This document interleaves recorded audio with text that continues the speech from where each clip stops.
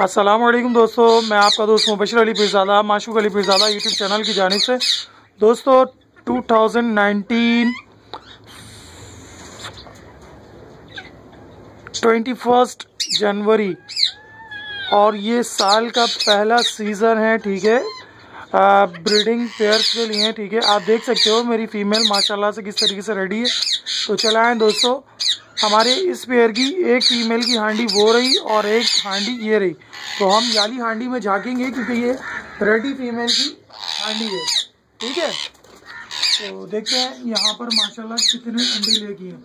अल्हम्दुलिल्लाह मेरी फीमेल ने माशाल्लाह से 2 अंडे ले कर दिए हैं, ठीक है।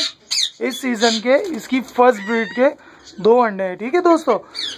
ये लगभग आज थर्ड एग ले करेगी, ठीक है। आप देख सकते हो माशाल्लाह से मेरी फीमेल की नीचे से वेंट कैसी दिख रही है, ठीक है, फुली हुई।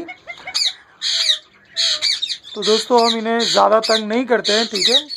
तो इंशाल्लाह नेक्स्ट वीडियो में मिलते हैं अपने नेक्स्ट केज के साथ, जहाँ पर मेरी सेकंड फीमेल वो बैठी हुई है, ठीक है।